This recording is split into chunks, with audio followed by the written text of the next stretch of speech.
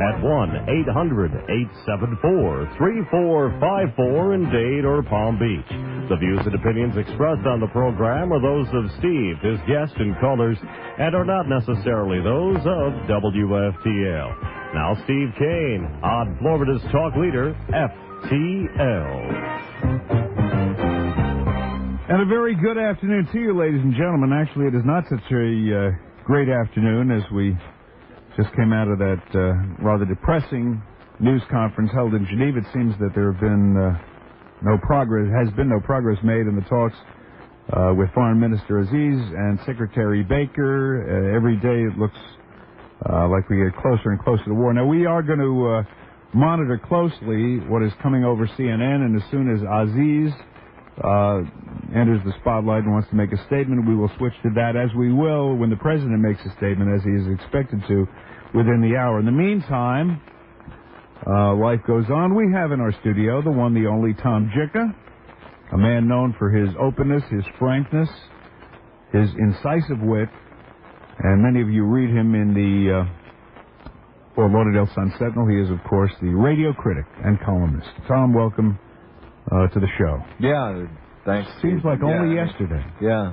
the events of the last hour really cast a pall over this. I was looking forward to it, but I thought, as we were saying before we went on the air, I can't believe during this 40-minute or so press conference, nobody asked the obvious question. What did you talk about for 7 hours if you couldn't find any?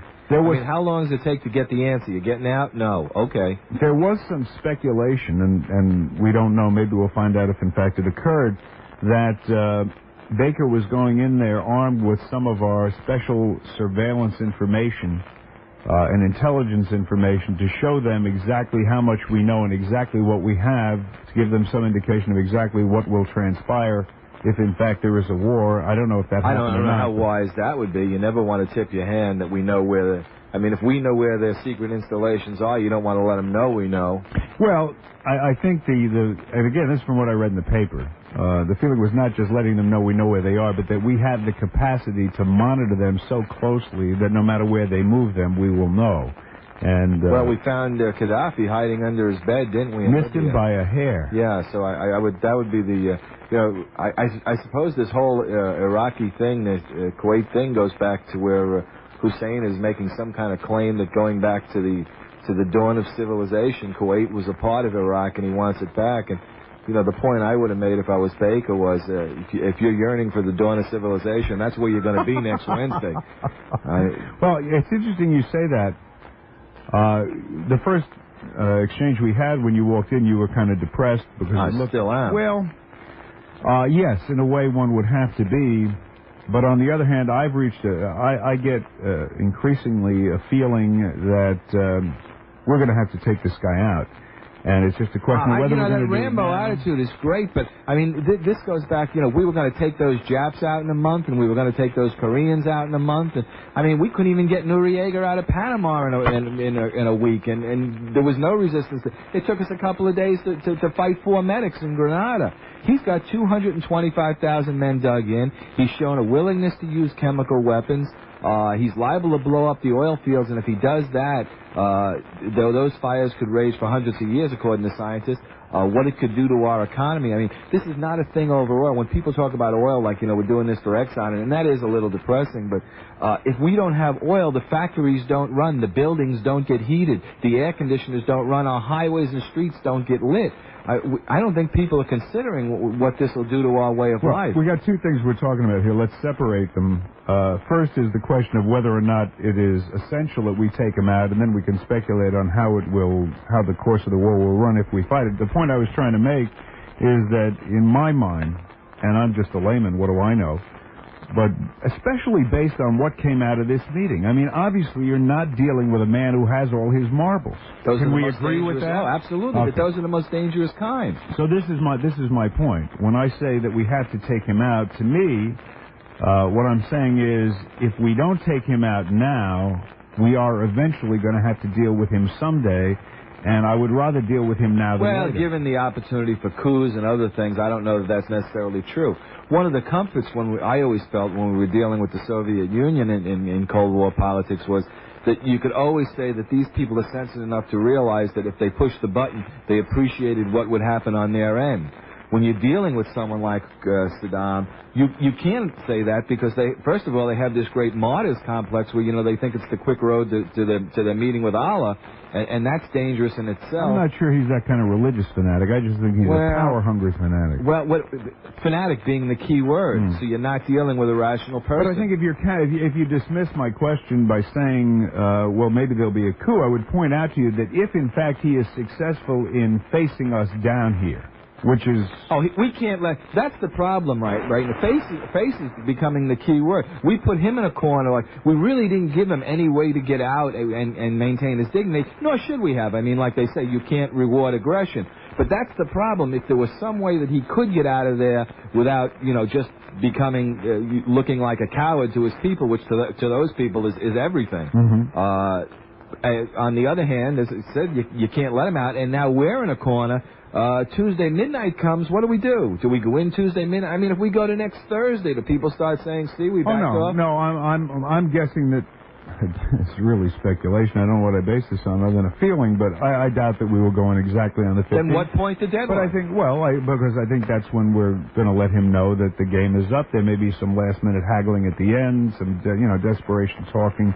But it'll probably be within a few days of the 15th would be my guess. I think that every day that goes by, we will look. I think it'll be obvious. I don't think there will be any question on the 15th that we're going in. I don't think that'll be left up in the air. I think we've painted ourselves into that corner where we have to. Well, what can I say? I don't think it's going to be a long drawn out war. I don't think it'll be easy. But I think on what basis? On the basis that you're fighting in a desert. Where everything is exposed. On their ground. Well, wait a minute. Let me just finish my theory, and then you can shoot it down. Can't shoot it down before I send it up. I think the key thing here is the air power. I think we have massive air power. I think they have none. I think we have a tremendous capacity technically to fight at night. I think they have none. I think the attack will be launched at night. I think we are going to unleash bombing on them.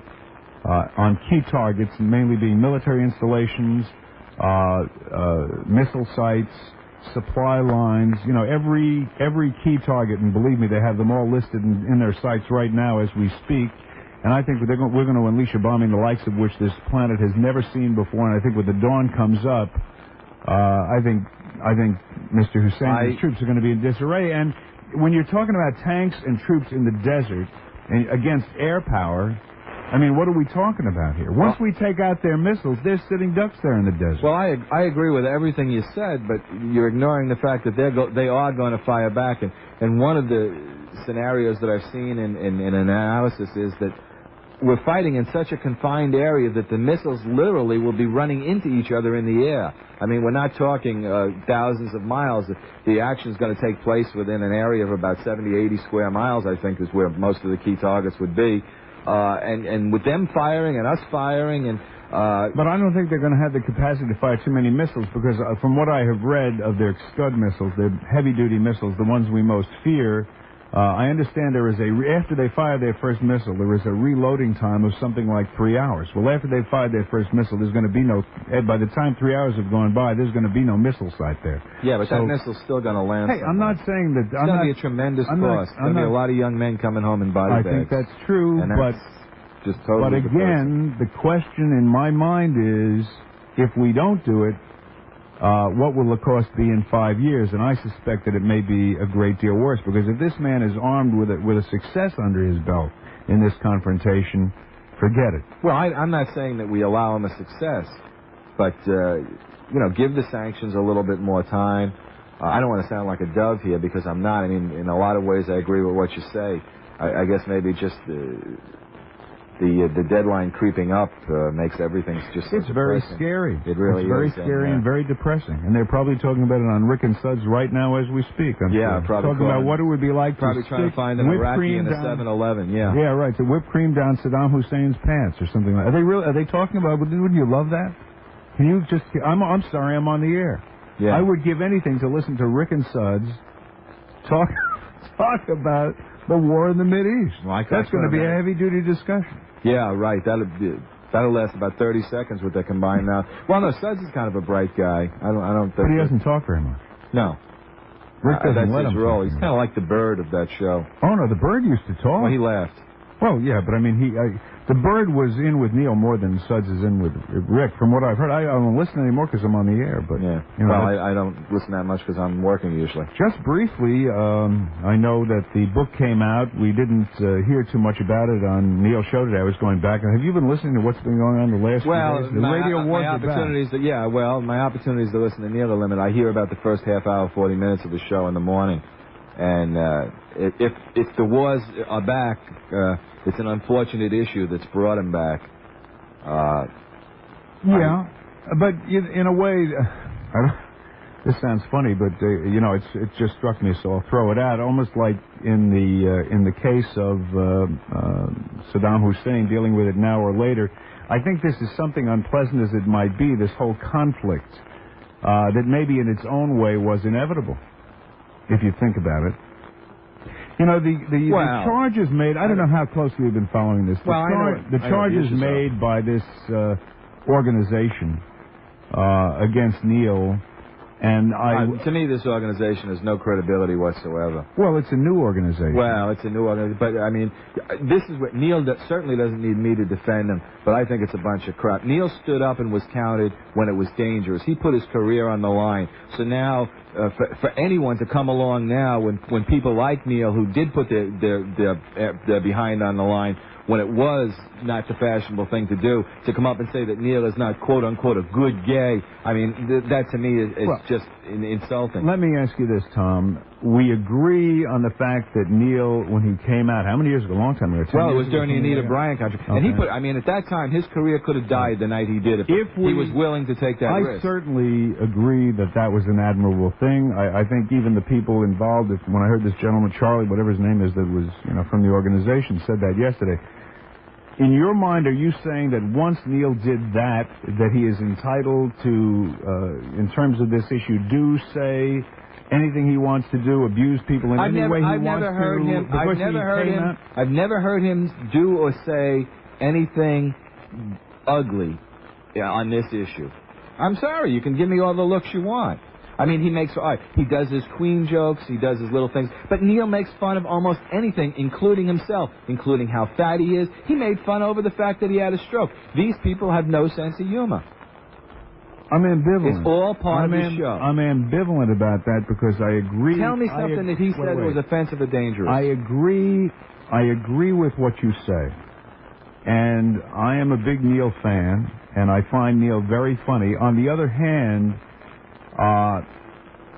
Neil says things that, while extremely funny and while I laugh at them, that have to cause the most incredible pain to the people that they are aimed at, and you cannot get away from that. I'm not sure that they're aimed at anyone. Neil, Tom. I'm not sure that they're aimed at anyone, and I don't think they cause anyone any pain who isn't voluntarily. Wait. Well, how about Debbie Ellis? What about Debbie Ellis? She's a radio personality. So does this all of a sudden mean she has no feelings? How do you think Debbie felt with the jokes and many of which were very funny? There's no question of that. I'm only saying that there are people, while a lot of people laugh, myself included, are you contending that there are not people that are caused pain? Well, when you get into the public arena, and I suppose I'm on the fringe of the public arena, you open yourself up to commentary, to criticism, to ridicule, that the regular season... That doesn't I mean assume that you include Neil in that. I absolutely include Neil. So then why would you be opposed? You know, one of the things about Neil is really... Well, what Neil is doing with a sense of humor is one thing, and what these people are proposing is something else entirely. I mean, first of all, they're trying to wreck his career. You've gotten involved. Yeah, I mean, well, I don't know that. Why do you say that? Closer to the person. I don't necessarily agree with what you're saying. On what basis do you say they're trying to wreck his career? Well, they're talking about tying up his phone lines, things like that. I read the letter that was sent to him. There was nothing about that in that letter. I've got some other information from people that is one of. I spoke to the guy at Great I'm not sure that the guy sitting here was, but I know that some gays have made that proposal. And again, to get back closer to the present, let's not talk 10, 12 years ago, Anita Bryant. Let's talk only 2 or 3 years ago. Both of us are very familiar with what Neil went through because he was a homosexual. Because again, we both caught a little bit of the fringe of that, and that was solely based. I caught more than a little of the fringe, but the fact is that was somebody that was trying to deliberately direct his career, to put it in your way. That is not what is going on here. Well, the only thing in that letter, did you read the letter that was sent? Because maybe I can get a copy of it for you. The letter simply asked him to reconsider about doing things like this on the air. And if I were him, I would tell him to go take a flying leap. Well, that's my show. Okay, that's fine. Okay, but as much as Neil is entitled to say that, they're certainly entitled to write the letter. He's doing a humorous show. All humor hurts somebody. It's almost the nature of humor. I don't know that that's necessarily true. Oh. And give me an example of any joke that's not. Well, yeah, Burns and Allen, who got hurt in Burns and Allen? Who got hurt with Jack Benny? Who got hurt with Sid Caesar? Humor is not is not by... Oh, here we go. What does it say? We have the letter. Okay. You know what? I'll tell you what. Let's take a short break, and we're so far behind on our sponsors that we will never catch up. But let's give it a shot. In the tradition of our, can we really anticipate that they're going to do what's right for the station? Well, even a blind acorn, but was it a blind squirrel finds an acorn once in a while? I think it'll become obvious, and I think if Rick and Suds have another declining book, which they will, in the key demographic, I would think that they would. Again, you know, it's a very unscientific way, but because of what it is I do, I'm a lightning rod. People come to me and they just offer their observations. More and more people are coming up to me and saying, you know, I can't listen to those guys after Neil anymore. I haven't heard that since Alex Bennett. Okay, well, they're in good company with Alex Bennett. We are going to take a short break for news update. By the way, you know we're going to tune in to Steve Kane on Florida's talk leader, FTL. All right, we are back with you. It is 25 minutes after 3 o'clock, and on kind of a topsy-turvy day here on this edition of the Steve Kane Show. My guest in studio, Tom Jicha. And Tom, there's so much breaking, but Tom's going to stay with us. Yeah, I had some things. As a matter of fact, at some point today, what I would hope to do, I'm on a committee at the Sun Sentinel. We're looking for ways to improve the paper, and we'd like to know what people think, what they'd like to see in the paper. I'm not talking about, papers being thrown on the roof. We're talking about the editorial version. Right. And I was hoping I could get people to give me some feedback that I could take back, but with all this going on, if anyone has any ideas later, we can do that. Maybe we'll have to do that another day. Absolutely. Any questions? And we'll have you back next week. I mean, well, I'm going to be out of town next week. I'm going to a programming convention in New Orleans, or at least I wasn't until all this business started. As soon as you're available. I don't know what's going to happen now with this. Anyway, I guess my own question got answered in this last press conference, what they talked about for 7 hours. Yeah, well, no, this guy could talk for 7 hours. He's talking gobbledygook. I mean, they're talking now. Let's face it, they went into Kuwait on August 2nd for one reason and one reason only. That's as a first step to controlling the oil in the Middle East. I mean, how do you attack, kill, and rape and pillage other Arabs and then say you did it because of the Palestinian question? Palestinians. Yeah, I mean, that's just so much nonsense. Let me do a quick spot here, and then I'll tell you what, we'll give out the phone numbers. You want to talk to Tom Jicha about anything, radio, the ratings, what's going on, and this is going to be a real potpourri today. Yeah, and Bush will probably cut us off soon anyway. I think Bush is coming on right and I'm as anxious to hear that as I'm sure as the audience is. Stick with us, and it's going to be a wild and wacky show all over the board, but we will bring you the president. And until then, if you'd like to join us on any topic, the number is 733-1400. About this depressing situation in the Middle East. And we're going to have a war, is what it sure looks like. Yeah, it does. And that's... I just don't think people have taken it seriously up until now. And I guess I would include myself in there. And driving over today, after the 6-7 hours of talks, and when Baker came out, I thought that he would announce at least something encouraging. And as I told you walking in, I was so depressed by what he did say that I actually drove past the exit. Just devastated.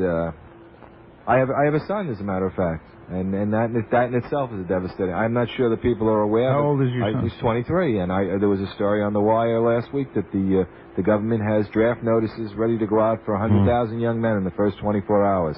I don't think people are, people now, because there hasn't been a draft, might be sitting home feeling secure with their children at home going, well, as terrible as it is, you know how it is, well, it's someone else's, it's the other guy. Well, it's not going to be the other guy for long. If this thing breaks Tuesday, by next Friday, there could be tens of thousands of people from this area who will be kissing their sons goodbye, and that's just tragic. It is tragic, and somebody asked me today. I did one of my personal appearances for Levitt Weinstein. I do a speaking thing for them, and somebody asked me how I would feel if my son were in the Army or my son was over there, and I explained to them, because I take kind of a hawkish position in it. And I said how I would feel. I would feel like I didn't want a war and like I wouldn't want my son to die, and I would like the whole thing to be peaceably resolved. But I said because I would feel that way does not necessarily mean that my feelings would coincide with the national interest. And I think that really is the conflict that, people find themselves in. Well, it's just such a discouraging situation. And it's horrible. These things happen, and right after. Look at now some of the people that we're in bed with because of this situation. And what was it, 2-3 years ago when we were on Iraq's side against Iran? And to think that we might lose 30, 40, 50,000 young men, and a year or two from now be sipping wine with this creep. I don't think that's going to happen. Well, would you have to look at the Russian situation? I mean, we're doing business now with Syria, of all people. I think Muammar is even on our side. Well, I don't think that this creep is going to be around after this war.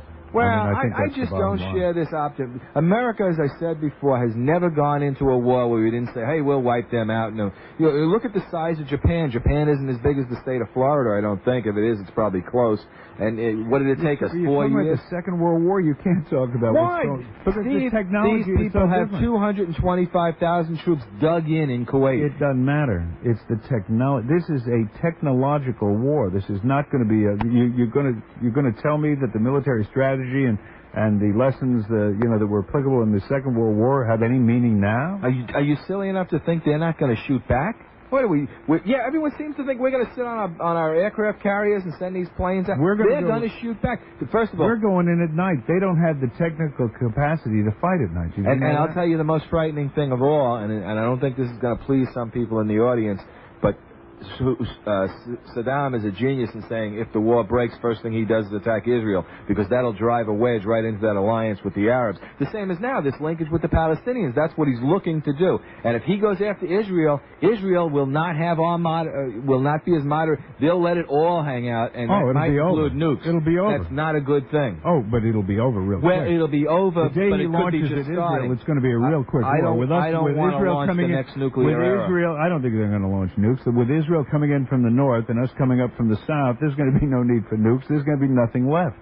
There's going to be nothing left. I don't know where that could lead to, and that it's going to lead to a big hole where Iraq used to be. I don't trust Israel to use common sense. And again, we just talked about personal interest against national interest. If I were an Israeli, I would probably do exactly what it is I suspect they'll do. But as an American, I don't feel good about what it is that I think they'll do.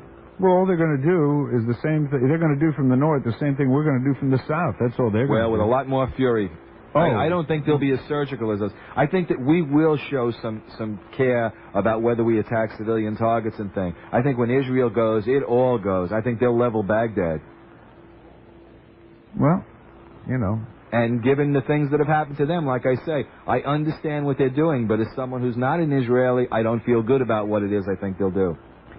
I'm going to do a quick spot. Our lines are all full, except for the... Turn my head thing off, that's one. It is 3:37, Steve Kane on the Big F, WFTL. Do you like that? You hear Craig Worthing did a promo for us where he got kind of confused, and he says, what the hell's the name of the Big F? What's the name of the station? And we kind of adopted it. It kind of is, It is kind of, absolutely. Before I even worked here, as a matter of fact. Now I have a station that's the Big F. Anyway, I want to tell you about, I've been accumulating, we're getting ready to move back into our home in the west end of town. And I have been accumulating great restaurants. You call it to see what's going on. George Bush isn't on yet, right? You're going to let us know when George Bush hits the airways, right? Aziz is still throwing the BS. Let's go to Mike. You're on WFTL. Hello. Mike, are you there? Yeah, I'm ready to go. Okay. Well, you're on the air, Mike. Okay, first of all, Tom, it's a pleasure to talk to you. I read your column all the time. I think he's got to get whacked before he has long-range missiles and nuclear weapons because he'll use them. But anyway, let's get back to the reason I called. Yes. Steve, I'm glad Tom's there. I think you're a hypocrite. I believe this whole thing is contrived because you're trying to steal listeners. I saw the demographics. You got nothing 25 to 54. You got a 1.3 after 2 months. Wait a minute. What do you know about radio? After 2 months means nothing. means nothing. It's like I haven't even been on the air. First of all, we don't play, my friend, the ratings game, okay? We are a Broward County station. These numbers, as Tom, and I'm glad Tom is here. Tom will be the first to tell you. We are working with a base that's in Broward County. These are Dade County numbers. We're working with half the potential audience of the other book. You can't gauge us in that way. Also, now, this book is only half the book. It would only be his. I mean, I'm saying this just as a matter of fact, not in his defense. Exactly, and that's not the point. The book started in September. And what I am trying to say is, this is a business. We are here to, number one, entertain people, and number two, to make money.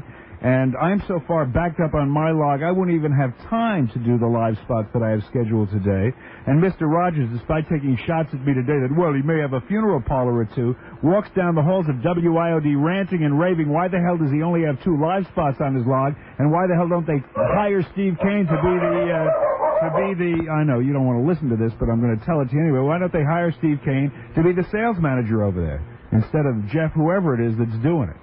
So we're here to make money. We're doing fine at it. Well, that was a promising first call. And that's basically it's too bad that he had to resort to putting his dog on at the end, but I guess he felt thoroughly trashed. Why don't you, hey, look, you're here, you're objective. Why don't you tell them a little bit about numbers and how they would or wouldn't pertain to us? Well, first of all, you can't make any judgment from this book because half the book is not you, half the book is music. You are an island here. You can't judge the whole the station didn't start till January 1st.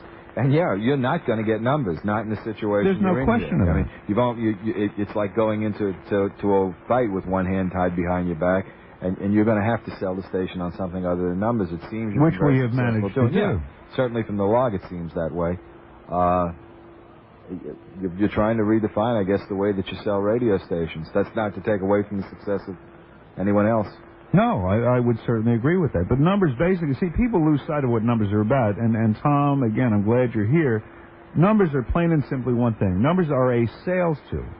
If stations didn't need the book to sell, they cost the station a fortune to buy Arbitron. The only reason they do it is because they need it to put in the hot little hands of their salesmen to run out and to sell spots. If it wasn't for that, there would be no book. You have to prove to your customers that people are listening to their message. That's the whole purpose of ratings, whether it's in radio or television or newspaper circulation. People want to know that their message is being heard. Now, when you have the highly skilled sales staff, one of which is standing back there, the lovely Michelle. I thought you were the sales staff, Steve. Well, no, I'm part of it. I'm part of the sales effort.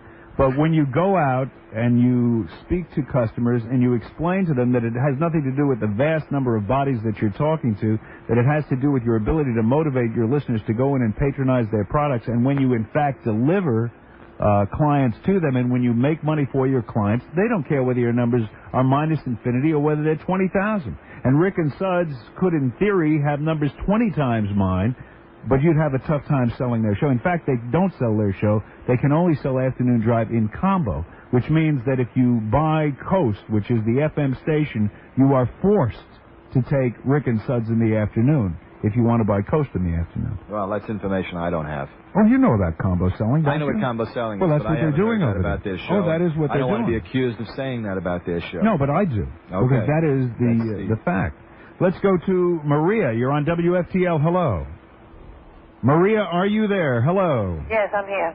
Well, I'm here. Oh, hi. It's a good start. Yes, I'm calling about to find out the latest on Rush Limbaugh. I have just lost track of what's happening to him. The what? Rush Limbaugh? Rush Limbaugh is alive and well and in New York. Let's go to Mike. You're on WFTL. Hello. Hey, this is Chronic Mike. Hey, Chronic Mike. How's How it you going? doing? I haven't talked to you in a while. Mm-hmm. I listened to Rick and Suds today for a little bit because where I was at, I couldn't pick you up. Well, basically, you listened to them probably because you wanted to get some keen insights into what's going on in the Mideast, right? Oh. Is that what they're doing? What are they talking about? Okay. They're certainly not talking about their numbers, I can promise you. They're not. They start off about it. Right. You know, Suds is talking about how he was in Vietnam. Oh. And he was worried about what this is going to turn out because he has a feeling it's going to be another Vietnam. Another Vietnam? Yeah, and that's sort of an effect towards it. And then they went completely off it, and then they started talking about Suds' first speeding ticket. Oh, well, that's what people are into now, with a crisis breaking out all around us. Yeah, they didn't want to talk about it. They were too depressed. Yeah, well, that's true. Then they went straight into that, and I'm like... Great stuff. Then I just got right into where I can pick you up and start listening to your show. And Tom, how's it going? Going great. Last time I heard you were on Mr. Neal's show, and I heard you and Rick go at it back and forth. That's a while ago. Yes, it was. Well, that's the last time I heard from you. Well, I've been around. Yeah, I mean, I just haven't heard you talk radio or anything. Yeah. I commend you, Steve, on bringing that WFTL All Talk now. Well, it's going to give people an alternative, and that's what counts. Yeah, from 6 to 10, Gary, he's excellent. Isn't he great? We've had nothing but good feedback. I think he's spectacular. Yeah. Just the way he is. He talks about everything, and he seems to get a good audience and everything. That's right, and he is warm and loving and all those things that I'm not. A good guy. Yeah. He's very good, Steve. All right, I'm glad you're Congratulations. Okay, you take care. Keep it going good. Okay. We're going to take a short break. We'll be back. You want to join us? 733-1400 is the number. You're listening to the Steve Kane Show on the Big F, the new WFTL, 1400 on your dot. Here at WFTL were those that used to be on IOD and are no longer on IOD. So that is part of the reason I guess Neil is so hysterical. Let's take Steve. Steve, you're on WFTL. Hello. Hello, Steve. How you doing? Good. How are you? Good. Steve, you left IOD voluntarily, right? That is correct. In fact, I had to bargain my way out of my contract. Okay, then let me ask you a question. What's with the obsession? Now, I mean, you sound like a man who was fired rather than quit. Well, I don't know why I would sound that way since I was a man who quit. Well, you can't seem to quit talking about it, and Rick and Suds... Because it's great fun. Don't you understand, dum-dum? It is great fun. It is great radio. It is exciting radio. No, and I'm here to... Hey, sir, you don't want me to hang up on you, do you? No, I'd like to talk to you. So then you'll permit me to get a word in edgewise on my own program. Sure, go right ahead. I'm here for 4 hours with one thing in mind. Actually, two things in mind. Number one is to make money, and number two is to have fun. And I have fun talking about IOD. I understand. And if you don't like it, you can move your dial. Now, the question is, though, I mean, I listen because I want to hear the old Steve Kane. Mm-hmm. We don't get that. Oh, excuse me. That is the old Steve Kane. I'll say that. Quite to the contrary, sir. If you listen to the old Steve Kane... In fact, in the old days, what I'm doing now is mild next to the old Steve Kane. When Neil and I used to get into it, when he was at INZ... or Zeta, and I was at either WNWS or WIOD, it made this look like a patty cake party. Well, then, let me ask you, what you did at IOD, then you admit does not work anymore then? What was that? The talk, not what you're doing now. I'm doing the same thing now. You used to have controversy. You used to do a talk show. Well, I still do a talk show. When? Tomorrow I'm having the Urine Lady on unless international events... You really? Oh, absolutely. Oh, Steve. Yes. Oh, Steve. Unless international events preclude it, and we will have to reschedule the show right now. Tomorrow's show... If there was ever a reason to root for war. And she is angry at me, though, because she felt she didn't... Excuse me, sir, you're being rude. Don't make me hang up on you. I don't want you to hang up on me. Then keep your mouth shut for a minute. I'll give you a chance to talk. I just want to finish my sentence. Okay. The Urine Lady was very... PO'd the last time she came on my show because she felt that she didn't look good, and my producer said she's coming back on. She's going to get me because this is going to be the Revenge of the Urine Lady tomorrow right here. Well, there's something. There's a frightening prospect. There's something to look forward to, sir. Now, that's the show I did at WIOD. Well, I did. We'd like to see you get back to what you did. Steve has always been the master of contrived controversy. There's no question. The only person I know who doesn't get angry when you suggest that. I have contrived controversy down to a fine art form, sir. Well, then get back to it. Okay. Thank you for your suggestions, and if I need a programmer, I'll be sure to call you. We're going to go to the president's speech about now. Okay. George Bush is in the process of coming up on the rostrum. We're going to be coming to him within the next 10 or 15 seconds. He is walking slowly up, and we will carry the president's speech, and he's not walking up. Now he's walking back down. He forgot his notes. Taking Millie for a walk. He is not. You mistook that. All right. Now, we thought he was coming out of the curtains, but he is not coming out of the curtains, so what do you want me to do? You want me to... He's checking now with the trial... Thanks, Gary. By the way, that's Trilateral Commission. That's our new... That's our new 6 to 10 man. That's Gary Daniels there, that handsome-looking bald gentleman. 2 minutes. Well, we have time for a call here. Let's go to line 1. You're on WFTL. Hello. Steve. Yeah. Great show. Thank you. I was going to talk about something else, but when I hear a Jicha, who obviously very intelligent, knowledgeable, nice person. This voice sounds very familiar to me. It is familiar. Oh, yes, it is. It's about a contrived show that you have, and at the same time, who regrettably gives the impression of being an apologist of Neil Rogers and doesn't talk about daily eating bouts and predictable action as contrived, I find that really incredible.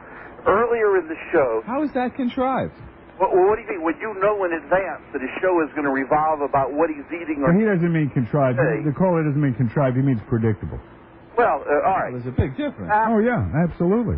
One's more interesting than the other. The fact is, well, I mean... You said that. More boring than... Absolutely. ...on a radio show. Hey, listen, one of the things I regret about being here is I don't have lunch here. Let me ask you a question, Tom. I've made this statement. Kidding. Pertinent to what this caller is saying. I have made the statement that I hope you don't get angry at me for. But I've basically said that you as a journalist and me as an air personality, whatever it is, in a way are in the same business in that we try to do things that are exciting and colorful and controversial and things to... One of my primary goals next to being informative, matter of fact, my primary goal next to being informative is to be interesting and entertaining. Yeah, but, Tom, isn't it essential to your business that you give the impression of impartiality? That's the one. I'm glad that came up. I want to clear that up once and for all. I write a column, an opinionated column. What you see under my byline is my opinion. Then you're not. You don't consider yourself a critic in the normal sense. A critic is opinion. That's exactly what a critic is. Caller, I got to say goodbye at this exciting moment because we got to go to George Bush to tell us when the war starts. To me, let's get together here. We're getting confused. All right, if you would like to call in, I guess we'll continue this discussion. It's interesting that as this day goes on, it gets more and more depressing and more scary. But I don't know, Tom. What do you think? It looks. Well, let me intended to talk about when I came over here today. That's for sure, but it becomes very difficult to talk about anything else. Let's take Tom Jicha. Any questions you may have for Tom, feel free. Your reaction to George Bush's statement, Tom? It just seems now like this is a rock rolling downhill, and if there's something that can stop this, I don't know what it is. I do. I mean, there's only one thing. Saddam now has just got to say okay and give in, but I don't know. The limited knowledge I have of the psyche of people in that area, doing that to him would represent any worse than death. Well, I think George Bush made an interesting point when he said that he believes that Saddam Hussein does not think we're serious. I would say that's true too. And with people like Ted Kennedy, you can understand why. It is a little I think I've made it clear that my hope is that there isn't a confrontation. But it's just totally mind-boggling that the United Nations, with all its varied interests, can give the backing that it has to this endeavor, and that our Congress is still waffling. What I can't get over is that George Bush gave Secretary Baker a message to deliver to Saddam, and Baker gave it to Aziz, and Aziz wouldn't take it? What the hell is that about? Well, you know that thing about killing the messengers, apparently that still applies in the Arab world, or at least that corner of the Arab world. And do you want to be the guy to bring in the message to Saddam that he's 5 days away from meeting Allah? Maybe you're right. Do you think that's what the reason was? Well, it's as logical as any other reason. It's kind of, childish if you think about it. No, I'm not going to give him a letter. It's kind of wild. Well, it's also very just frustrating and discouraging, and I don't know. I was optimistic. I really didn't think a lot about this. January 15th was just kind of like, one of these days. I got to say, I think until this afternoon. I think you reflect the position of the American people. I don't think anybody is taking this serious. You know, it would be curious. We have a special thing that has just come in because the question on my mind was what was going on the Rick and Suds show. I'm kind of interested to see how the other station handled it. Well, let's see once. It's Wednesday afternoon, and on Florida's talk leader, FTL. Let's see. They've had Secretary of State Baker's news conference. They've had the Iraqi foreign minister's news conference. And they've had George Bush's news conference. Now, that was news. I wonder what the station you used to depend on was doing. Now, Bush is on CNN Live. We're going to find out what he's been saying. It's been a very active day. We had a little news conference with Baker. Reportedly, Saddam Hussein I guess he slammed his chair in towards the table, stood up and said, "Don't worry, Jaja, we're coming to get you." I don't know, did I get my news reports right? And we're looking for a buffalo. I guess when it's really important, The only one you can count on is Florida's talk leader, WFTL. When it's important to you, it's on AM 14. Unbelievable. That's what they were talking about. Yeah, I guess. That's what they were talking about. You know what is interesting? That Rick believed that Saddam Hussein was at the news conference. He doesn't even know who the hell was talking. Well, and I'm sure that his audience shares that ignorance. They probably didn't know the difference. Well, Iraq does have 4 letters, and we've already established that 4 letters is at least one beyond the grasp of most of his listeners. Unbelievable. Let's go to Rich. You're on WFTL. Hello. We're doing all right. How are you doing? Doing great. On the verge of war, ready to die. Yeah, really. How old are you? 26. No, you're probably just over. I heard the story that I read said that the draft order will be 20-year-olds, 21, 22, 23, 24, 25, 19, 18. That's how they got out. You just got out. Well, anyway, I'd like to switch gears and ask Tom a question. I was wondering why you hate Michael Landon so much. I don't hate Michael Landon. I explained that in a couple of the Q&As in the TV book that you're referring to. Oh, I know. I read that. He's been incredibly difficult to deal with. He's got an ego, like I said. I mentioned in one of my answers that he thinks he was actually playing himself in Highway to Heaven, although maybe a step down from where he puts himself in the pecking order. I've been at, I would say, in the 10 years that I've covered television, I've gone to maybe a couple of thousand press conferences. I can think of maybe 3, 4, 5 tops that have ended in just contentious confrontations, and 3 of them have involved Michael Landon. Do you think Highway to Heaven's a good show and the movies he does? I mean, he is a good writer and a good director. I think he's a good actor. He's a good actor. Highway to Heaven is not my style of show. Yeah, but I mean, nobody dies a violent death. Everything's a happy ending. Just like real life. Well, so you could say the same thing about Bozo the Clown, but what does that prove? Anyway, I thank you for your call. Let's go to Carl. You're on WFTL. Hello. I talked to what's his name? Britt. I don't catch his name from the paper. Rick Riley. Oh. Yeah. Yeah, this is Rick. Rick.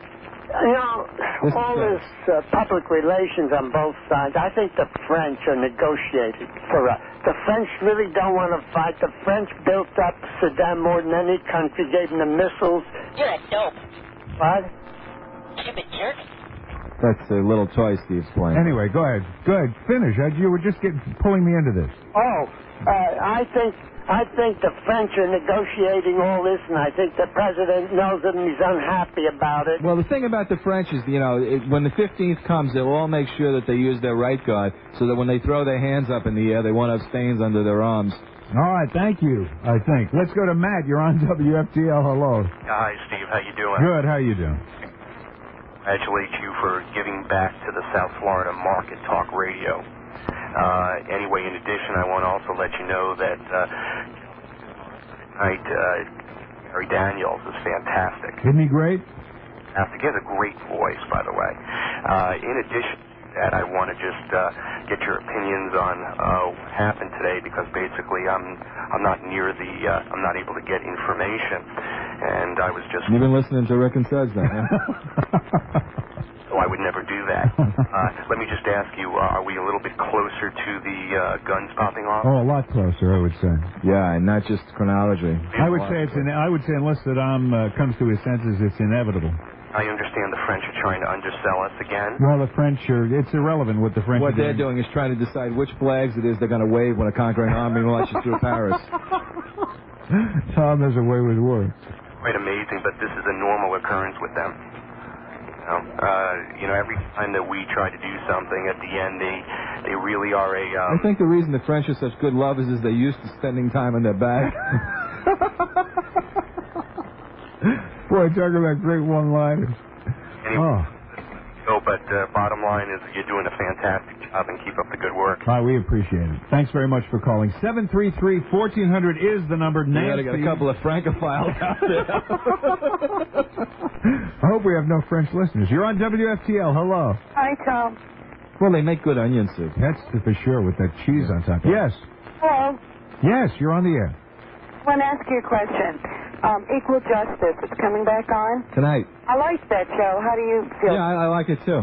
Matter of fact, it's going to be a tough choice tonight. Do I watch Equal Justice and tape WIOU, or do I watch WIOU and tape Equal Justice? Another show I liked that seemed to have gone is China Beach. What did you think about that? That's off the air right now. I think they have about 4 or 5 episodes they have never shown. They'll put them on sometime this spring, but I don't think that show's going to be back. Matter of fact, it's virtually a sure thing it's not. Because the ratings were so low? Yeah, among other things. I liked it. I thought it was a little different. It was well acted. Problem I had with it was a little too much of who did you do in the war, Daddy? My husband doesn't like it too well, but I think a lot of shows where you have to sit and pay attention to don't do very well in the ratings. Yeah, well, I don't know that you had to pay that close attention to that show unless you was just trying to keep up with who the prostitute was sleeping with and went to trial by that given week. The show Cops, how does that do in the ratings? Cops? Yeah. That's always near the bottom, but most Fox shows are. Fox doesn't have the clearance that the network programs do. What do you mean by that? Sort of like our show. Yeah, very comparable, yeah. Well, a network program gets into just about 100% of the country, 99 in a large piece, where the Fox network has access to maybe only about 80% of the country, and not only that, they're on the weakest station in every market. Oh, right. Well, but Miami might be the one exception, but for the most part, they're on the weakest, because obviously the first 3 stations in every market were traditionally taken up by ABC, CBS, and NBC, so when Fox came along, they got the 4th best station. In a lot of markets, that meant like Channel 67. So they operate with their hands tied behind their back. You have a favorite show? Do I have a favorite show? Yeah, The Wonder Years. What's your second favorite? I don't know. I guess L.A. Law. WIOU is I like great. WIOU. I didn't get into that, but I agree with you. I guess I like L.A. Law. I could run through the week and tell you I like Evening Shade on Monday. Yeah. Tuesday I'll watch Roseanne and Coach if I have nothing better to do. Wednesday I like WIOU. I like Equal Justice. I love The Wonder Years. Thursday I like L.A. Law. I love Cheers. I should have thought of that. Friday and Saturday there's not much on that interests me. I'm usually got other things to do. And Sunday's pretty much a movie night. One other thing, how about Law and Order? I sort of like that. Yeah, it's okay. I mean, I take it or leave it. All right, we thank you for your call, Nancy. We're going to take a short break after a word from our friends at Levitt Weinstein. Find all of their spots. You have more good friends than Norm Crosby. That's for sure. He has best friends. Certainly more. Everybody is his best friend. Certainly more friends than Rick Riley. Let's take a short break while I find my copy. You're listening. Saddam Hussein has more friends than Rick Riley. To the Steve Kane Show. I wonder what they're talking about now. You think they're into pithy stuff? On the new WFTL 1400 on your dial. All right, we are back with you. It is 13 minutes until 5 o'clock. Speaking about fine dining on the West, you remember I told you about my quest to find restaurants in the West. I can do a thing with that. Yeah, my feet are long, folks. The new Silverado Cafe, also located in Feller Shopping Center, is the most incredible continental cuisine that you have ever had. Larry, who is a very fine gentleman, who has taken over the old Silverado Cafe, and it is now the new Silverado Cafe. There are dishes here. Tom, have you ever eaten at the new Silverado Cafe? No, Steve. I haven't. Maybe they'll come in the next 15 minutes. And I got to tell you something. There was one thing on there that did catch my eye, that Silverado prime rib. I'm a big prime rib. Oh, you have not. I'm a very basic eater. Meat, chicken, beef chicken. Meat and potatoes, man. Yeah, pretty much. I am as well. The thing about all of the meat and seafood that they serve at the new Silverado Cafe is you have your choice of some of those incredible sauces. You have your choice of either the herb butter sauce, the red onion and black olive pesto sauce. If you like the hot and spicy, the fresh tomato salsa sauce. I do like or the Dijon cream mustard sauce. And you have not lived. Oh, man, I got to say, they have a ribeye steak at the new Silverado Cafe. It's the most unique cut of beef. If you're a beef eater, it is, I was going to say it looks like a prime rib, but it doesn't really. It comes on the bone. It is, again, about 2.5 inches thick. And they do it medium rare, unless you want it otherwise. It is more tender than a filet mignon. Because filet, is supposed to be the most tender cut of meat. It's not my favorite cut, though. What, the filet? Yeah. No. Well, the big thing filet has is the tenderness. This ribeye steak at the new Silverado Cafe is more tender than filet mignon, and the taste, they take it from black Angus cows. It is the most incredible piece of beef that you will ever have. The crowned yellowtail snapper prepared with mushrooms and artichoke hearts, and sun-dried tomatoes topped with green onions and crisp toasted almonds. I mean, you get a picture from that of what kind of cuisine we're dealing with here. The Jerusalem snapper, sautéed in a light egg batter, served with white wine and mushrooms and olives, and Jerusalem artichoke hearts, which is where they get the Jerusalem snapper from. Individual rack of lamb chops that are out of this world, and of course the prime beef Silverado, which is served with a sauce of roasted shallots with artichoke hearts and wild mushrooms and bacon. You are really going to love the new Silverado Cafe. They're open for lunch and open for dinner. If you live in the University Drive area in Davie, this restaurant is a find, the likes of which you will seldom see. Feller Shopping Center, it's a little south of State Road 84 on the east side of University Drive. The exact address, 3528 University. And when you're in there, you be sure to tell Larry that Steve Kane sent you. Let's go to Tommy. You're on WFTL. Hello. How you doing, Steve? This is Tommy. When they had the meeting today, I don't think that Secretary Baker had the joy buzzer on, because I didn't see him flinch when they shook hands. You notice that? Yes, that's true. He left off the joy buzzer. Okay, I'd like to speak to Tom. However, he did bring that little thing that said... Idiot. Yeah. Can I speak to Tom for a second? Go ahead. Tom, did you see the program last night, The Essentials? No. The description was sufficient to scare me away. It was on 6 and 12, I believe. Yeah.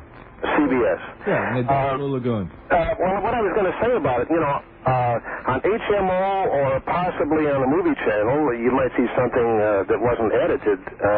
But this, Steve, I think you're going to like this too. There was a lot of skin showing on this show.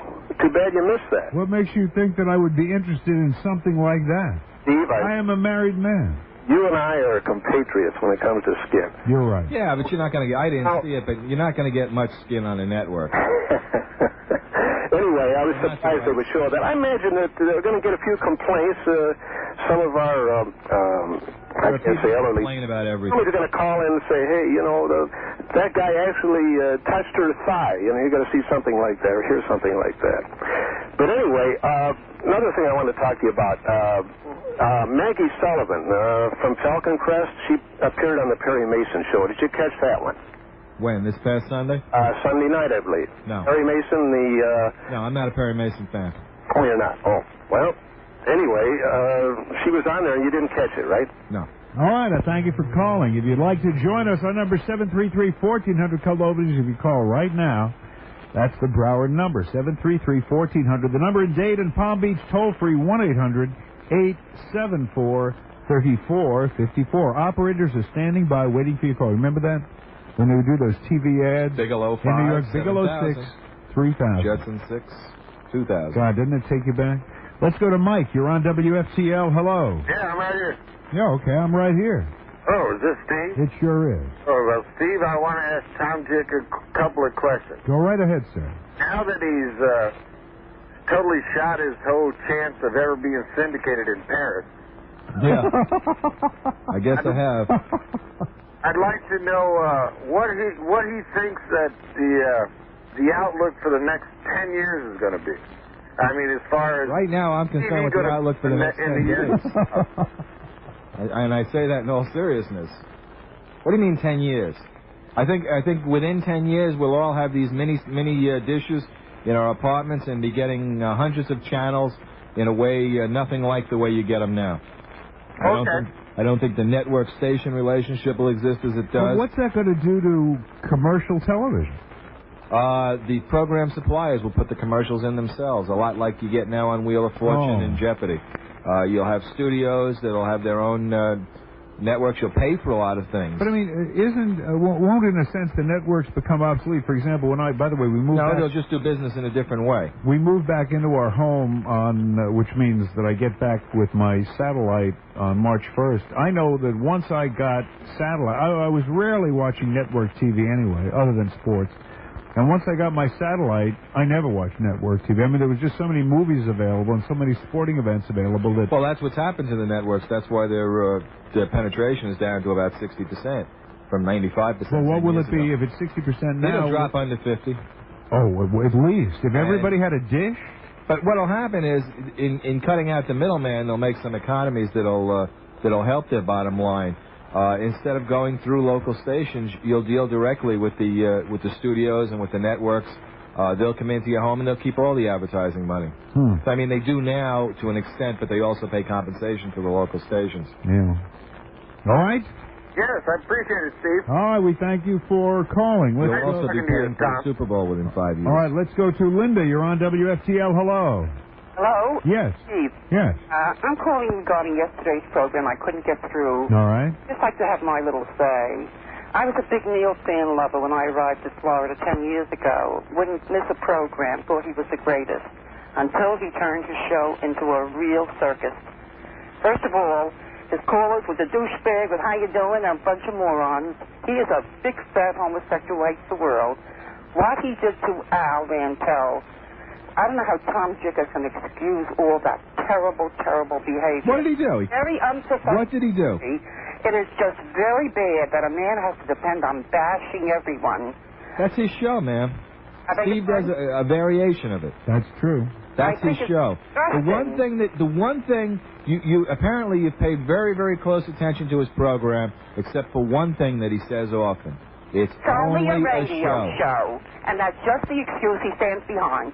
He ran a campaign against the Miami Herald to tell everybody to stop buying that magazine. I know how you hated that song. Stop buying that newspaper. However, did he go into anyone's home and force him to do it? He said, I don't think it's fair that they attack my living, but he attacked their living. But he didn't go into anyone's home and make them do that, did he? It was up to each individual to pick up their phone and do it.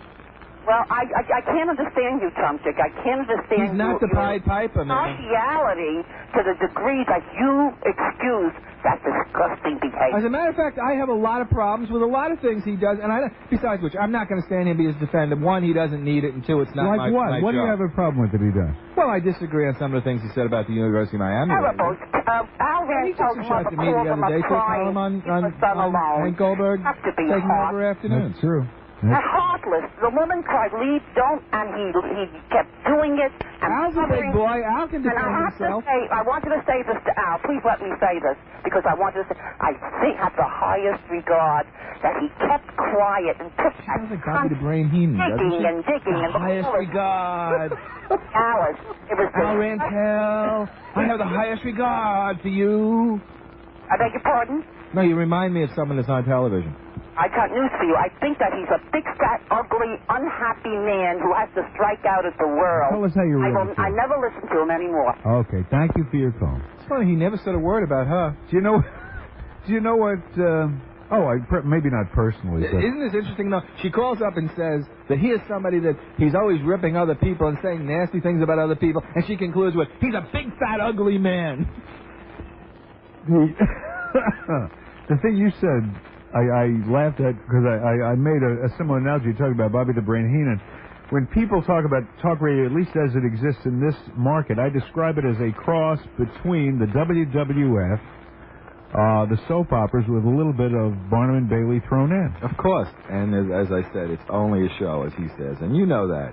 Well, I know. See, but this is the only problem. Actually, you and him have had feuds worse than any two people we have. anywhere. In the old days, it was and yet, you could go out to dinner, the two of you, on any given night. Absolutely. And in fact, have. Well, now, wait a minute. I could go out with him. I'm not sure he would want to go out with me. It's happened. I mean, I was a witness to one of them not long ago. Okay, but I'm more social than Neil is. Well, I mean, I would love to go out to dinner with Neil. Well, I was only using that. Neil likes to stay at home as an analogy. The point is that if you ran into each other in a mall, it would be cordial. And how are you? And I think we don't there's no animosity between us now, as there once was. I mean, it used to be very brutal. And I hate to blow people's illusions, and maybe that's a poor choice of words too. But I think that Al and Neil are not nearly as hostile as people think that they are. Well, Neil is not hostile off the air. Neil as a person that's a lot of it is the character he plays on there, like with me. I mean, I come on as being very hostile and aggressive on the air, and off the air I'm kind of a sort of a pussycat. But that's showbiz. That's what it is. It's showbiz, okay? But the point that I'm trying to say is the only place I disagree with you is I think there's a little bit of a double standard here, because, see, when this thing happened, that people have been accusing me of pulling the strings and all that, which is of course ridiculous. Oh, of course. I'm sorry that I'm not involved in it, but in a way. But the point that I'm trying to make is it's all showbiz and it's just a show and it's just a joke until Neil becomes the focus of the thing, and then all of a sudden it's some kind of an outrageous thing and it's terrible and it's insulting and it's all of a sudden it's serious instead of just radio. You see what I'm saying? Surely you can concede that. Right. Oh. Like I say, and meanwhile, you are doing exactly what he says. I mean, we were spending the entire show talking about him. That's great. Hey, who does he spend his entire show talking about? Me. You can't listen to Neil Rogers' show for 10 minutes without hearing Steve Kane. Well, I don't think that's necessary. Trust me. I've tried it. Every time I'm in my car with anyone I'm with, I turn on the show, I say, see if you can go 10 minutes. And invariably, bang, there it is. It could just be a little shot, or it could be a long thing, but that's Uncle Neil. Right now, let's talk about the new WFTL. Let's check in with Donna. And now let's go to Donna. You're on WFTL. Hello. Hi, Steve. Hey, Donna. Traffic is not bad in front of my house. Okay, that's I'll bet you there's those construction. And with that other lady on before. Yeah, watch out for those construction delays around Griffin Road, and be careful for the... I love that. Be careful for delays on the turnpike. Well, thanks. Glad we brought you in there, Steve. Anyway. Yes, that's not why you called. No, it's not why I called. Okay. I wanted to ask Tom about satellite radio. If we'd ever be able to get stations from Chicago, for example. I'm not as familiar with that technology, although, there are ways to get certain stations. Not every station's on the satellite. Mm-hmm. Like same as WLS, for example? Same as you can get WOR and WPIX in New York and WABC in New York on the satellite, but you can't get, the Fox station in New York. They change those call letters about every 3 weeks, I think.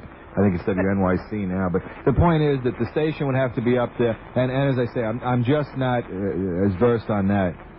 Well, I'm talking radio stations, though. I know you are, and I'm saying I just don't know. I'm not as... I don't have the knowledge on satellite radio, as I do on satellite television. Okay. I hate to disappoint you, but that's the fact. All right, is that it? That was it. Okay, Donna, we thank you for calling. Our number is 733-1400. Al, you're on WFTL. Steve? Yes. I speak to Tom, please. Sure, go ahead. Hello, Tom. Yes. Hope I'm not out of line because we're on FTL, but could you tell me, if possible, anything about Mike Roberts? I hear he's looking for a job at WMRZ. And you could probably help his cause by calling them up and telling them that you'd like to hear him. Absolutely. Ask for Dennis Collins. Yeah, that's the old WNWS. What was that station? WMRZ, 790 AM. It's the old WNWS, and actually they're probably doing as close to the old format here as any station in the market now is. It's on the old station, on the old music. Yeah. Okay, thanks a lot. All right, we thank you. Let's go to Gimpy. You're on WFTL. Hello. Hi, Steve. Yes. How you doing? Good. Oh, glad to hear it. I'm a long-time listener, first-time caller. Well, welcome. Long-time listener, all the way back to November. My name's Gimpy. Yeah, we said that. Oh, okay. I didn't hear it. I don't have a radio on. Okay. So, what's our topic for today? I'll bet your real name's Chester. Nah. What's our topic for today? Yeah. What did you? Let's put it this way. It's Suds' first traffic ticket. What did you call in about? Well, I was listening to Neil today, and he can't get enough of you. He can't get enough. Absolutely. The man is obsessed. He's addicted to Kane. Addicted to Kane. Addicted to Kane just like everybody else.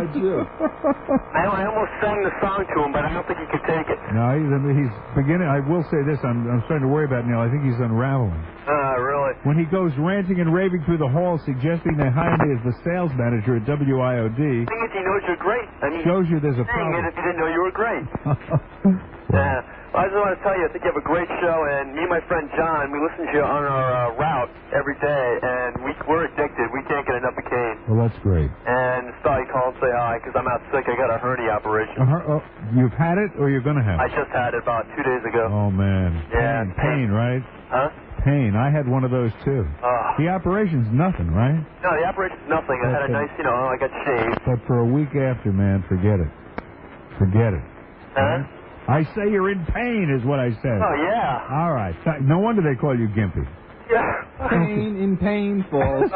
We are no plane. All right, Steve, I'll let you go. Be talking to you. Thank you for your call. Okay. If you would like this is the show, but he had no idea what you were talking about. What's well, he's up? sick. The man just had a hernia. Well, he had a hernia. He didn't have an ear operation. That ain't the canal they operated on. I love it, Gimpy. No wonder.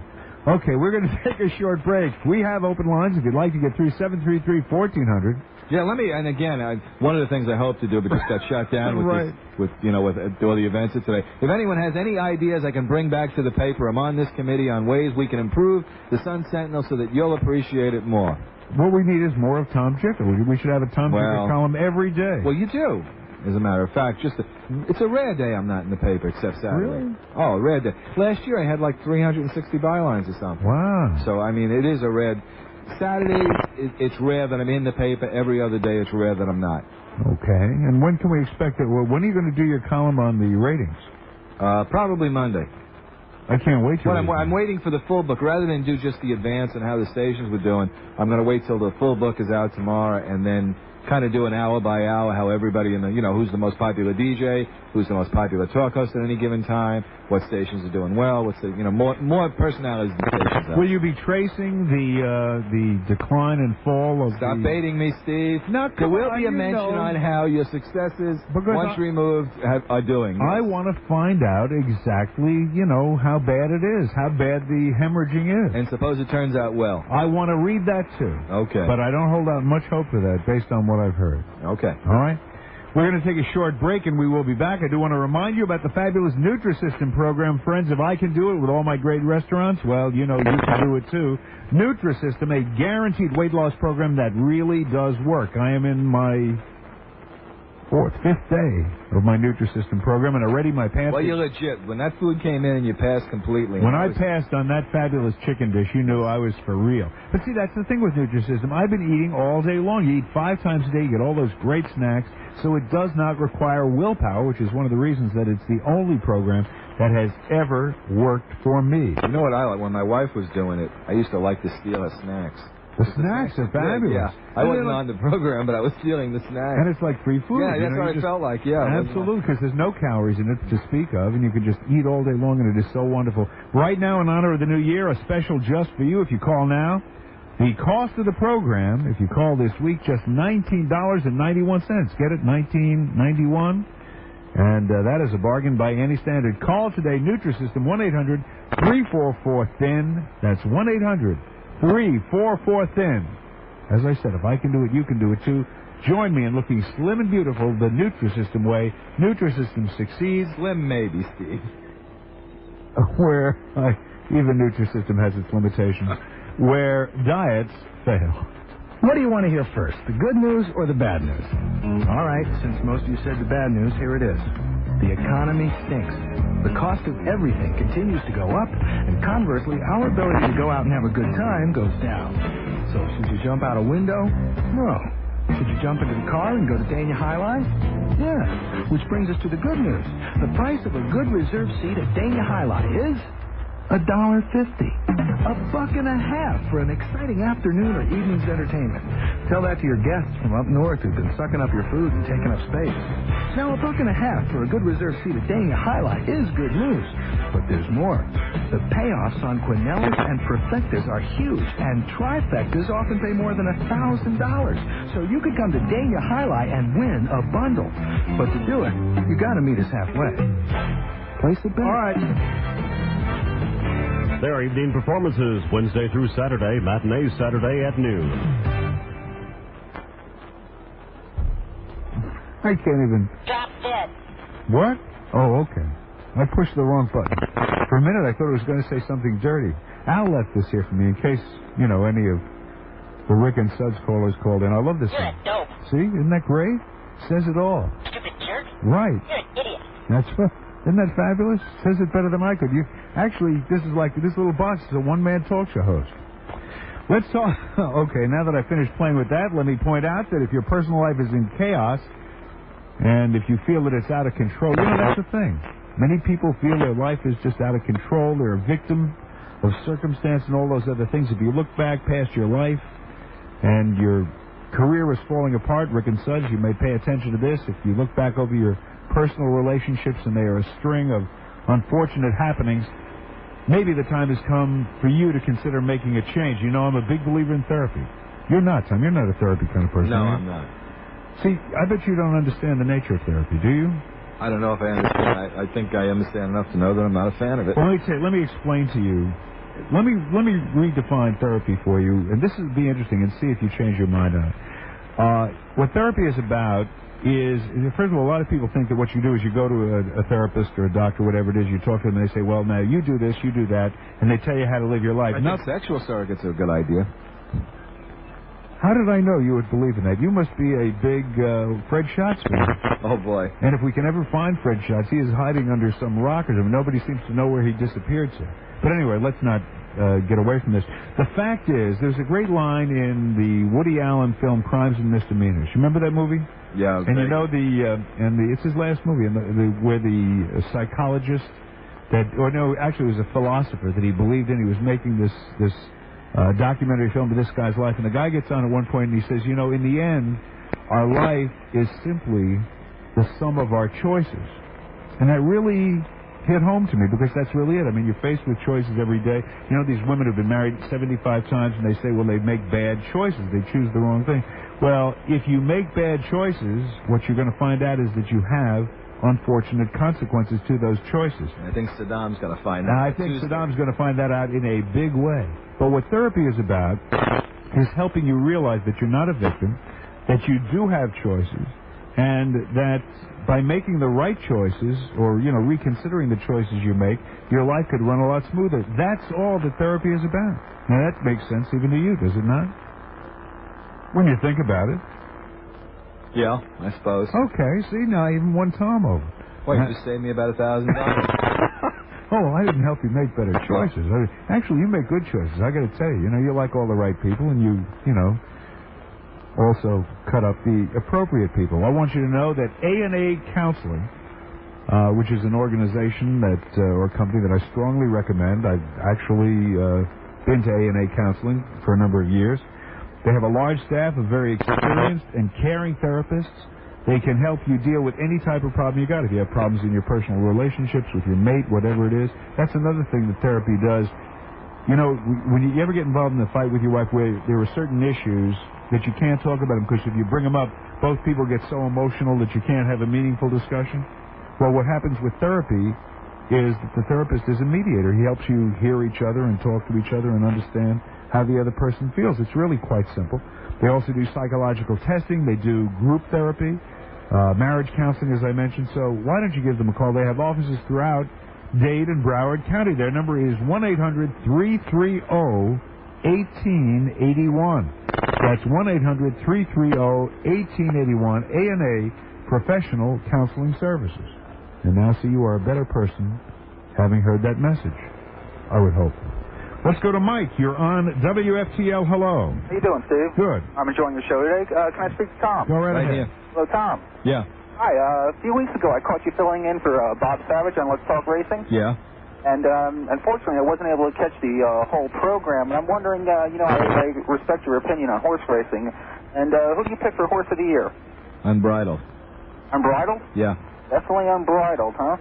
He won the Derby and he won the Breeders' Cup Classic, the two most important races in America. No better sympathy for Go for Wand?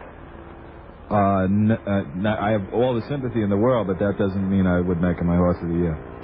All right, secondly, your opinions on the future of Hialeah. Doesn't look good, does it? Well, what do you think of the Naira's proposition? Well, if that worked, that would be the only thing. That's probably the only thing there is out there now that could conceivably save it. There's no way you think the legislation would step in and maybe give them a break? No, they purposefully stepped out. They got tired of the wrangling. Oh, I thought with the new administration they were going to give it another shot, but in your opinion, it doesn't seem good, huh? I think an awful lot of money would have to change hands. All right, well, it was nice talking to you, and I'm enjoying the show, Steve. All right, we thank you for calling. Vera, you're on WFTL. Hello. Hello, here. Who am I talking to now? Rick and Suds. I'm Rick. There's Suds. You who? What is your name, please? Rick and Suds. Oh, I'll tell you something. I was just trying to get acquainted with the new format, new man on the radio. The other day there were two of you arguing so much that you didn't let each other talk. I called up, and whoever I told you, answered got to stop that. I'm sorry about that. Whoever answered the phone, I said, look, will you please tell these two gentlemen either to talk properly and listen listen to each other, or you'll see that you both be fired because this is ridiculous. I felt the same way. That's why I got my first ticket today. All right. Wait a It must have been a... Wait a minute, you're going to get us fired?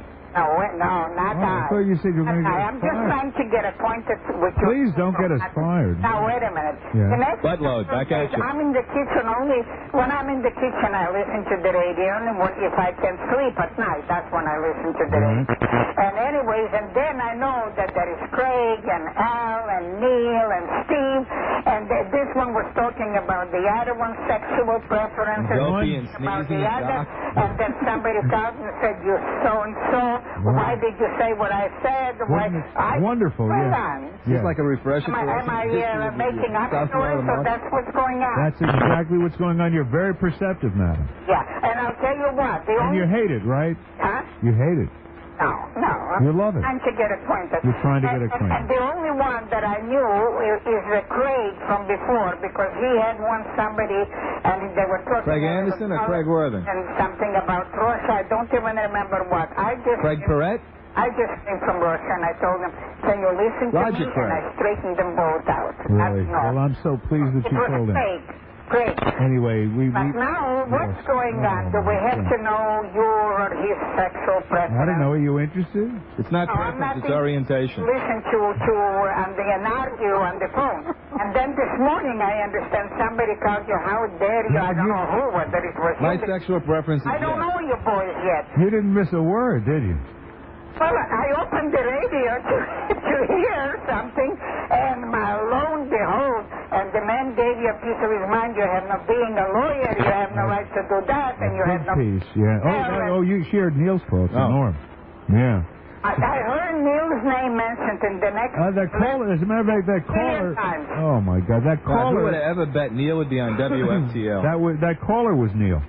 Oh, that caller was... Yeah, the one who was attacking the lawyer. That was Neil. Well, what is all right? Maybe it was Shakespeare. He had something to say about it. Too? Anyway, listen, madam, I'm so pleased that you're enjoying us here, all right? And you keep listening, and you call out from time to time, all right? And Craig, too. You better change your format. Change my format. Well, then you might stop listening. Oh, no, I don't You're sure glued to the radio now. Actually, they are changing. All right, Next month, they're going to be doing Spanish language big band music. All right, anyway, madam, I thank you for sharing. It's going to be Ricky Ricardo around the clock. Jim, you're on WFTL. Hello. Yes. Hey, how you doing, guys? Good. How are you doing? Let's get off the beaten path a little bit. Enough I think we were off the beaten path on that last call. Yeah, she was off the path completely. Yes, she was. Oh, anyway, real quick, Tom, I understand Dr. Doctor on Thursday night is in hiatus. Is it coming back? If it is, it's only to burn off episodes. It's dead. Oh, it's dead, eh? Yeah, I tell you what, though, the show that they're putting there, Farrah Fawcett, Ryan O'Neal, terrific show. Funny as... Really? Oh, I love it. I haven't had a chance. And I've seen 2 episodes. Oh, yeah, but I heard it. It's good. And I'll be watching it, I guess, tomorrow night. Good sports, well worth watching. Very funny show. Good. I just want to say, as any critic, I don't agree with everything you say, which is my opinion, my option. But Tom tells it like it is.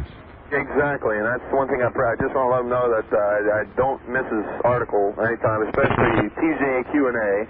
Thanks. It's funny how everybody seems to like that the best. I enjoy doing it, but you work so much harder on the columns every day, but that's the thing that seems to grab most readers. Oh, yeah. And I guess the only, it's not really a complaint because I know advertising is what makes the paper, but why in the first section where the main news, everything is, where everybody focuses the attention, why are they stuff 15 pages of full-page advertisement Well, let me tell you something about that. It might seem that way, but the news hall in the A section is the same every day. And when you see those full-page ads, those are additional pages in the section. Right. Just for, I think, I haven't laid out a page in so long. There's about 150 column inches, roughly, let's say. Right. So on any given day, there might be, say, 1,200 column inches, which would be about 8 pages of news hall. If we have 4 pages of full-page ads, there'll be a 12-page A section. If we have 8 pages, there'll be a 16-page. So really, the ads are not taking away from the news. Well, I don't know. It just seems that way. The page and going, what is it? I'm interested in the ads, this and that, but still. Gotta pay the bills. Yeah, that's true. I know the feeling. But anyway, just enjoy it. Good work, and let's... Got any ideas for the paper you'd like to see? Yeah, he just gave you one. Cut out the advertising. No, well, yeah. I was with a newspaper that did that. That's why I'm here now. All right, guys, you have a good day. Thanks for calling. Steve, you're on WFTL. Hello. Hello. Yes. I'm waiting for Steve Kane. You got him. Oh, yes, it's a legitimate question. Is there any chance that we would not have so many commercials because it's really getting dull and boring? See, now I'm not going to switch to Rick and Suds, but I'm going to... Not that boring, though, right? It's getting to be Let me ask you this. Would you rather listen to my commercials or Rick and Suds' show? I think I'd rather listen to FM music, and I think that's what I'll do. Well, listen, you got to pay the bills. Go for it, man. Go for it. Well, today's an unfair gauge, too. I mean, I don't know what he's talking about today. Well, it's not just today. We have a lot of commercials every day. It's one of the unfortunate realities that we have to deal with in the business, you know? But anyway, enjoy FM music. We are going to, speaking about those great commercials. If you say succulent, Steve, it's worth it. Howard, you're on WFTL. Hello. Is this Steve? It sure is. Steve, this is Howard. First of all, I'd like to tell you that I really enjoy the lineup, and I was almost suicidal when WNWS went off, but I'm glad that you came on with the lineup that you picked. It's great, and it's great to listen to you. Well, I'm glad you're enjoying it. I really am. I have to ask Tom something, and I apologize if it's a duplicate question, but I was wondering what you think of the cable show Dream On. One of my favorite programs. I didn't think to mention it before because I was just thinking of the networks, but I not only don't I ever miss it, but I don't miss the reruns. I know. It is so funny and so creative the way they've spliced in the flashbacks, and I just think that's that nudity doesn't hurt either, right? Huh? Come on, tell the truth. What? The nudity doesn't hurt either, right? Come on. It never hurts. But it happens to be an extremely funny show, and I agree. And I listen to you whether you're on Neil or on Steve's show, and I never hear anybody ever mention it. And I think that if people are out there, they really should catch it. I think it's the most clever cable series ever done. Yeah, I also thought Brothers was very funny as well. Brothers was okay, but not in the class with Dream On. Let me ask you a question. On these cable shows, I noticed that they last about 20 or 22 minutes. Do they do this for the one day? Yeah, because they have an eye to syndicating the show someday. Same as in Dream On, those nude scenes you see. Right. Those are all reshot with maybe a bikini or a bra and panties, so that when it eventually does go into syndication, they'll have those scenes shot.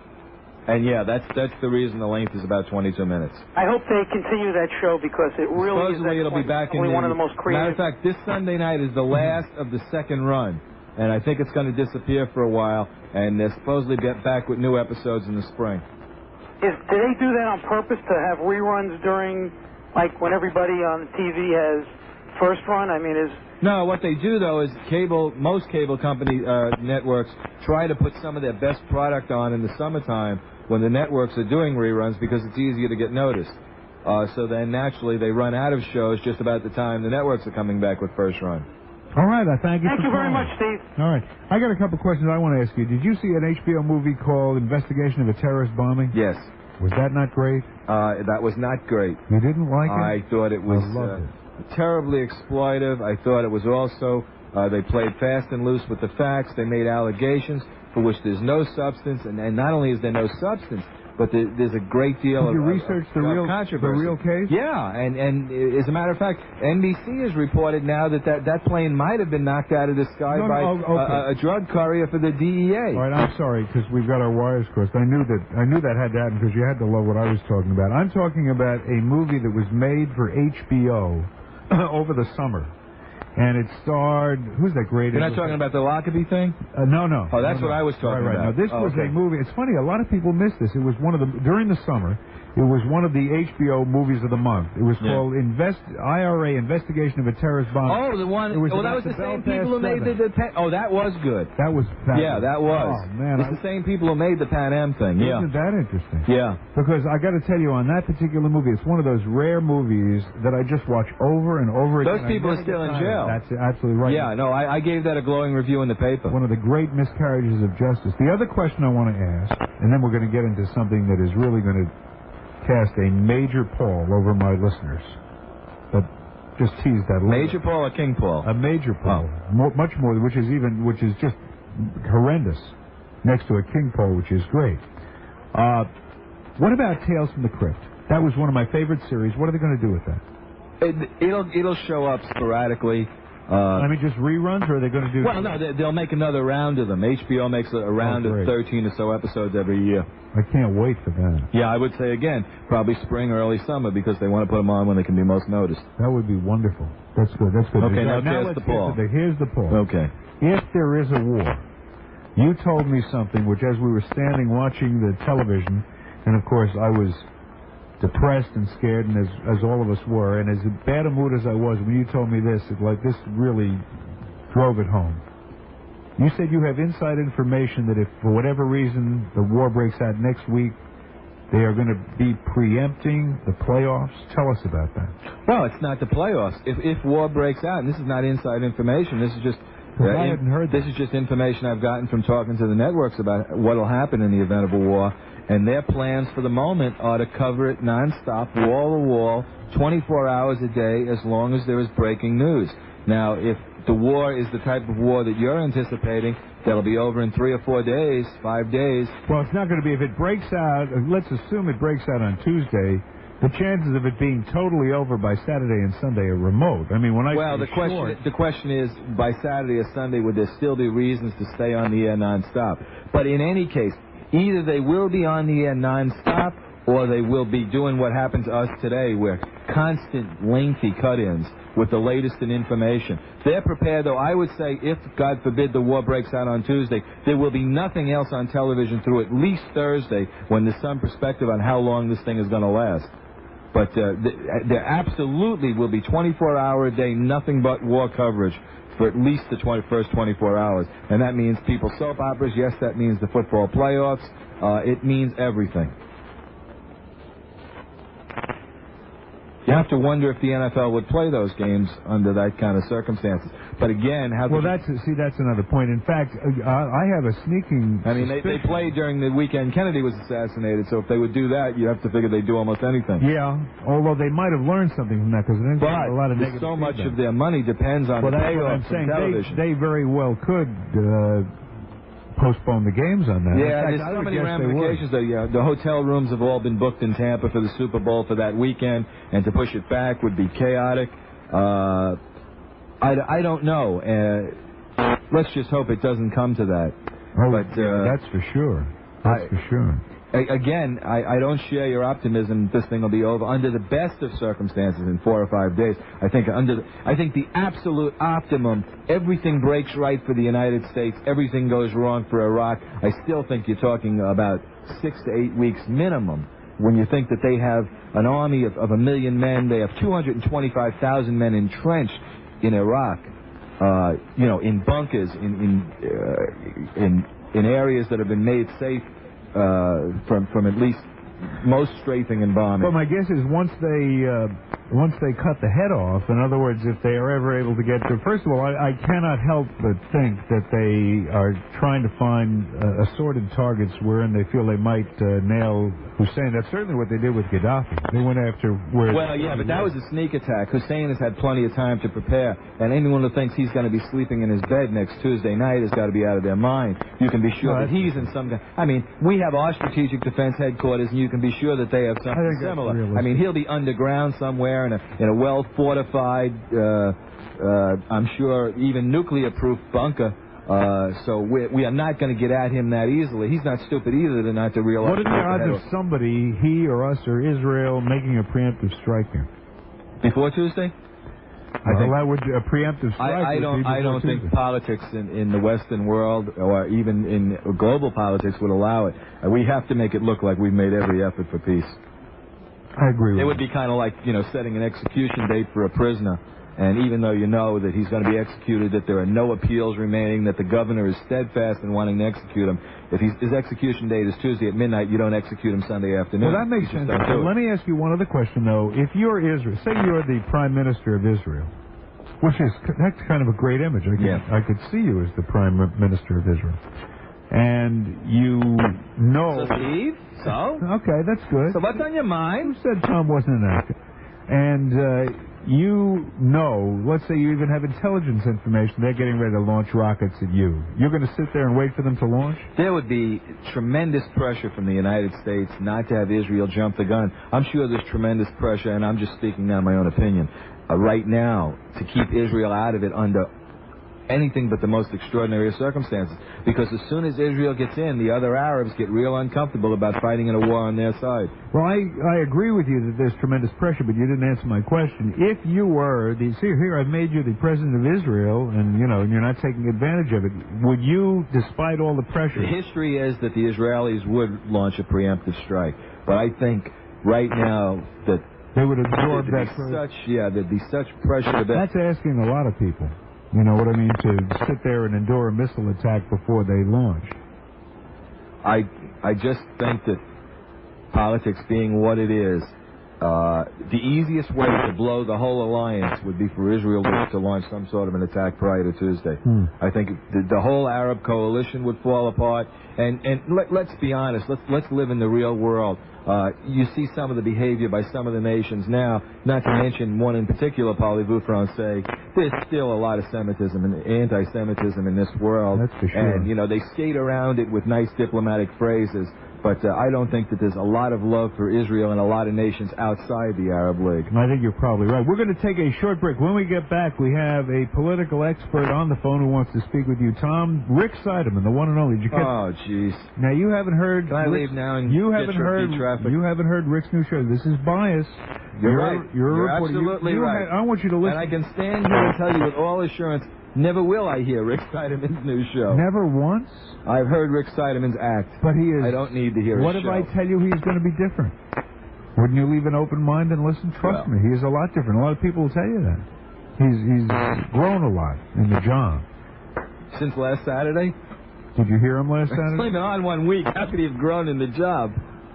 Well, he's been evolving over a period of years. Okay. With my tutelage, I might add. Okay. We'll be right back. You're listening to the Steve Kane Show on the new WFTL, the Big F, 1400 on your dial in Fort Lauderdale. Is that not the greatest fun we ever heard? And that's where we got Craig's great idea, the Big F. That's what we're going to be from now on. Sir, you've been that in a lot of people's minds for a long time.